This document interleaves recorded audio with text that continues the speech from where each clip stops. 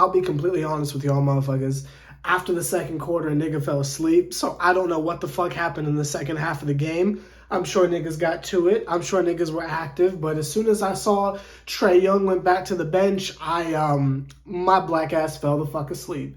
I know we won. I know that. I know I heard the same goddamn State Farm commercial of Trae Young and Jonquel Jones about 37 times in my dream. But outside of that, I don't know what the fuck happened in the second half of the game. So I can only tell you what happened in the first half because a motherfucker fell asleep. If y'all ain't gonna take the shit seriously, then goddamn it, I can't either. But that's not here to there. Hopefully everyone had fun in the Abu Dhabi games or whatever we're dubbing this shit. And the Hawks are currently on their way back to Atlanta right the fat fuck on now. Probably as I'm posting this video, but that's not here to there. In the beginning of the game, I thought that the Giannis Bucks were playing pretty above average, especially to be without Giannis. But it's always been speculated that they're allegedly better without him anyway. And maybe that's a hot take, I don't know. But I've always found that when Giannis is not on the floor is when they're the most fucking dangerous. The offense is pretty fucking predictable when he's out there, but when he's not, anyone can fucking show out. You had fucking Bobby Portis doing his goddamn thing. Drew Holiday, when he's not bricking three-pointers, is very effective in the like super close range. I wouldn't say mid-range, but super close range, doing his thing, bullying poor Trae. I think their assortment of Caucasians that they have that can shoot threes are very deadly, and they're also dirty-ass players, but that's not here or there. So I thought Milwaukee made it pretty competitive for the fact that they didn't have Chris Middleton or goddamn Giannis Antetokounmpo, but that's not here or there. Also, his brother's a bum. Let me just throw that out there. Fuck him. I mean that shit from the bottom of my heart. Fuck that nigga, but that's not here or there. And also, fuck George Hill, too. Since we're on the fuck you train. Fuck George Hill, but that's not here or there. The Hawks. The Hickety Hawks. Now, we went out there, and we did not have DeJounte Murray. We didn't have him out there because he's having back spasms, which, if that didn't make you cringe, Jesus Christ, I was sitting there like, nigga, what? He's got what? Like, if it's a situation of he's just resting, then that's one thing, but the nigga had back spasms. That's not a good thing. I mean, yes, he was carrying the goddamn team last game, but that's just a pun. The fact that this nigga's having back issues is a little bit concerning, to be quite honest with you. And being a Nets fan, dealing with Ben Simmons' plastic bag ass, I gotta be honest with you, it's just a little concerning. But I'm sure he'll be fine. I'm sure he just needs rest. I don't know how exactly being on a plane for several hours is going to help him, but I'm sure he'll be fine. I don't know. My eyebrow just hit a Dwayne "The Rock" Johnson for a minute. It just raised a little bit because when I hear back spasms, that's awfully fucking concerning, especially for someone with his game. Though he is a 3-level scorer, he tends to lean on that drive into the paint thing a lot. So the fact that he's having back spasms, it's like, well, shit, he'll be standing in the corner, but that's neither here nor there. I'm sure the situation will handle itself.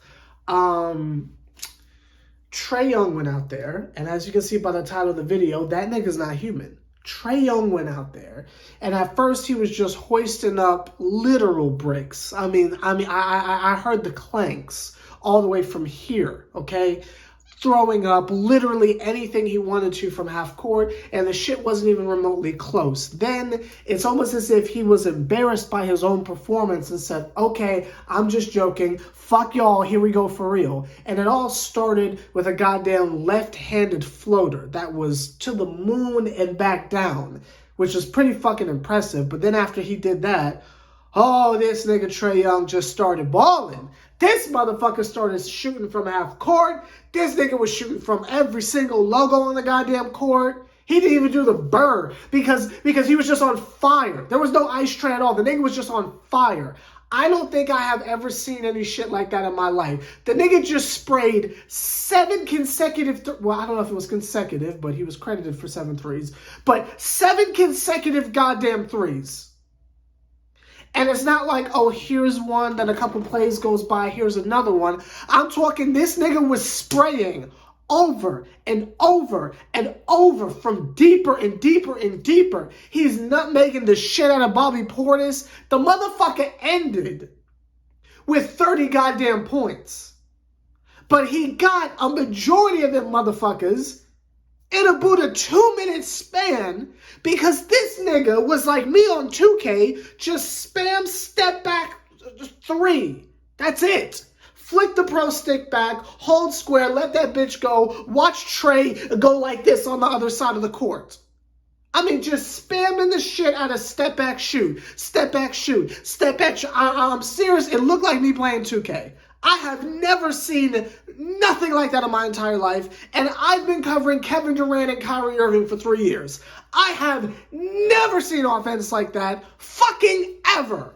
This nigga right here is not human in the slightest. We're going to have to start calling this man Lil Wayne because this nigga is not a human being. 1 and 2. And allegedly 3, whenever the fuck that's supposed to drop. But that's not here nor there.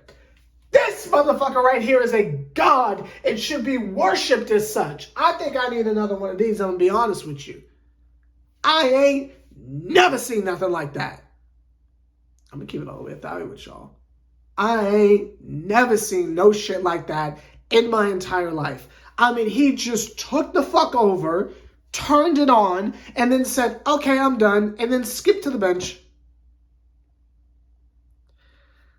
I gotta ask y'all, like, is this the type of shit that y'all have just been viewing in Atlanta this whole fucking time? Y'all just been watching this nigga do all this shit and just taking the slander from the rest of the league? Because I just think it's laughable when niggas say shit like Ja Morant is better than him. When niggas say shit like Kyrie Irving is better than him. And shout out to Kyrie, but the shit this nigga does is not like it's not. Kyrie Irving goes into something I like to call Jesus mode a lot. This nigga goes into God mode. I mean, like, if you didn't get a chance to see the game, please look up the highlights. Because the fucking 7 3-point spree this nigga went on is some of the most amazing isolation basketball I've ever seen in my life.